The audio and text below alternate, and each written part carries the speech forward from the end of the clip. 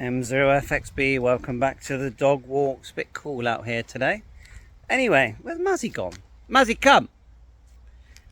Let's talk about complicated radios, and let's talk about people that as soon as they encounter a difficulty, oh, there's Muzzy, where you gone? As soon as they encounter the learning block, and we've all had it many times, what do? Immediately blame the radio.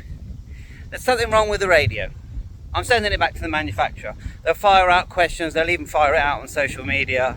This radio's broken. They'll explain, what it's not doing.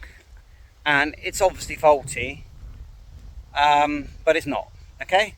And I understand that learning, as Mazzy can be a real pain in the neck. And sometimes you literally get so frustrated with that device, you want to smash it up. Look at that boar, she's found a really good... Mazzy, you boar thief. Give it back to the owner. There's no one here, but anyway, let's see how long she lasts with it. And there is I cross that bridge of, I've got to learn this, okay? But you've got to dig deep. And you don't have to dig deep the same day or the same hour that you've got frustrated with it. If you're not in the right frame of mind, put it down. Go back to it. Go back to it when you feel like it. Yeah? People that have mastered that radio, that have took the time and learnt, and they can do what you're trying to do. They're not cleverer than you, but they've worked harder than you have so far, because there's nothing stopping you from working harder when you feel like it. But you do have to work hard. If you buy a DMR radio and you're trying to program it and the cable's not working, you've got to start working out, well, why is the cable not working? Yeah, make sure the cable's pushed into the radio correctly. That's the biggest problem. You'll find that generally you're going to have the right cable because you would have got the cable delivered with the radio.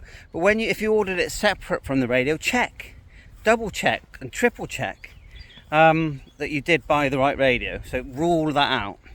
Chances are you're going to have, if you've got Windows 10 or 11, chances are your driver's not going to be the big problem, because you'll find that tends to just put the right one on for you, whether it's a prolific driver or even a CH340, 341, 343, all those CH drivers, they tend to just get added. But if you're still running Windows 7, because I know there's a lot of people out there that go, oh, well, I use Windows 7. After that, it's just no. Get a newer computer, yeah? Get a Windows 10 computer. They don't cost much. Second hand, 50 quid. 50 quid. I got one the other day, yeah? And it actually had a monitor with it. They're not expensive. So get one.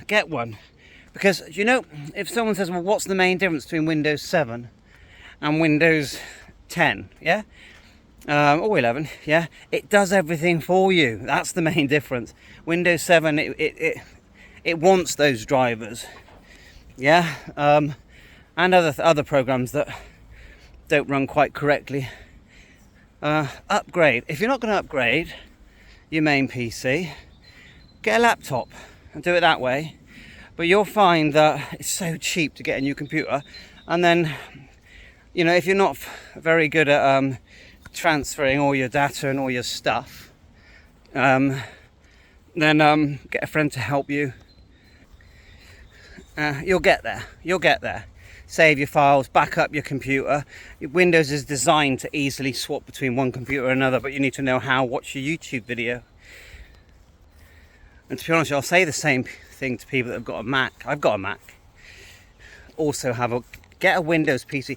If you're in the hobby, ham radio hobby, you need a Windows PC. You also need an Android device, out there to the iPad, iPhone users.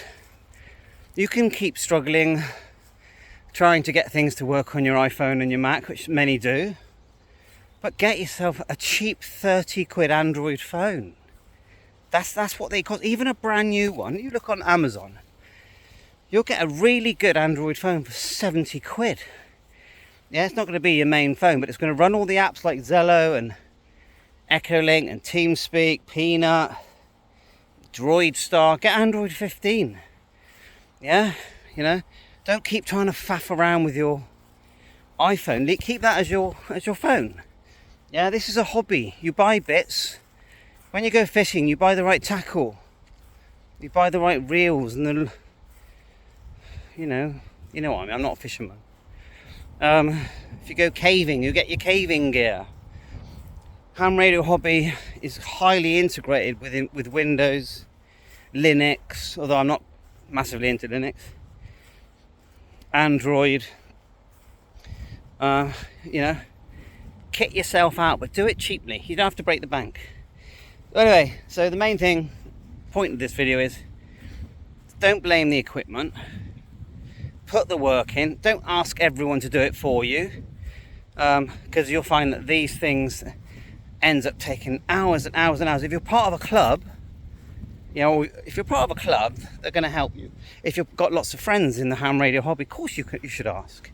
Yeah, but asking complete strangers, which is what I get quite often, I see it quite often, not just asking me, but asking, they'll just put the question out, to literally log into your computer, spend 2-3 hours trying to write a code for you and program your radio. Come on, that's not fair. That's not a fair ask, in my opinion.